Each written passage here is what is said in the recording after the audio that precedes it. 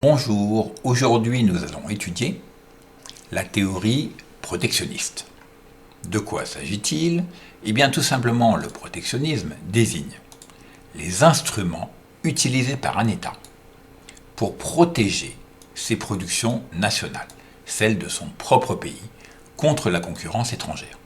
On pense donc immédiatement à la métaphore de la barrière, celle qui est la plus connue, et la barrière tarifaire qui est destinée à augmenter le prix des produits étrangers.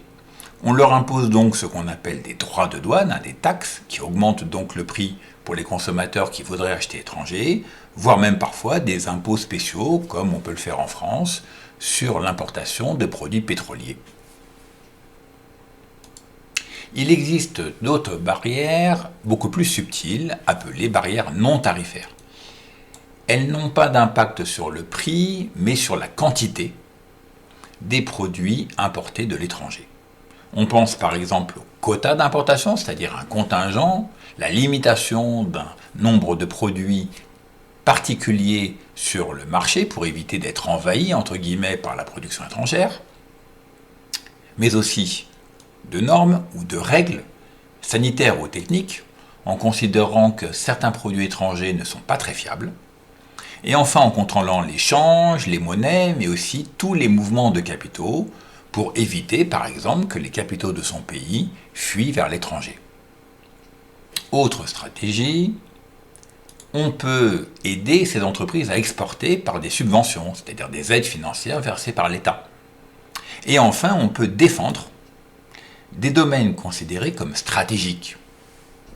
J'en nommerai deux comme exemple. Le premier, l'alimentaire.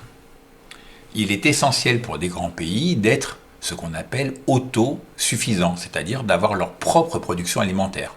Ça permet d'éviter d'être dépendant d'un pays vendeur et donc de garder son indépendance politique. Si on était en conflit avec ce pays, évidemment, il couperait toutes les exportations alimentaires et le pays importateur serait en difficulté. Même chose pour l'armement. On ne peut pas imaginer dépendre d'un pays étranger pour son armement avec lequel on serait soi-même en conflit, évidemment, il ne nous vendrait plus d'armes. Voilà pourquoi le protectionnisme présente un certain nombre d'avantages. On peut en relever 4 qui sont très importants. D'abord, protéger l'emploi dans certains secteurs qui seraient en difficulté face à des produits étrangers. Ça permet de maintenir le pouvoir d'achat puisque les personnes gardent leur emploi et peuvent donc consommer. On protège, comme on l'a dit, certains secteurs importants, stratégiques, et on défend aussi des choix sociaux. En France, par exemple, on dispose d'une sécurité sociale qui a un certain coût, ce qui augmente les prix des produits français, par exemple, par rapport à un pays comme la Chine, qui n'a pas de protection sociale. Il faut donc limiter les importations pour protéger ce modèle social. Et enfin, en limitant ces importations, eh bien on limite forcément le déficit commercial. Attention, et ça c'est pour terminer, il existe deux grands types de protectionnistes. Tout d'abord, le fondateur de cette idée, Friedrich List, au XIXe, allemand, préconisait un protectionnisme qu'on peut appeler d'éducateur. Qu'est-ce que ça veut dire? En reprenant sa célèbre citation, quand il disait « la protection douanière est notre voie », il indiquait qu'il s'agissait d'une période de transition. À l'époque, effectivement, l'Allemagne avait beaucoup de retard par rapport à l'Angleterre qui s'était déjà industrialisée. Il lui fallait donc un temps d'adaptation pour devenir compétitive. Le but final, au bout de 30-40 ans, effectivement, pour lui, était le libre-échange, mais à condition d'échanger sur des bases égalitaires, c'est-à-dire d'être capable de résister à la concurrence.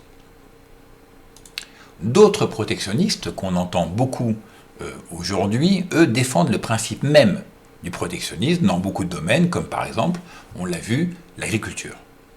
Et ils s'opposent au grand marché transatlantique, appelé TAFTA, qui est en négociation depuis 2013 entre les États-Unis et l'Union européenne, les deux grandes puissances commerciales, afin de libéraliser les échanges. Ils sont parvenus, en 2015, à gêner l'avancée de ces négociations. À bientôt.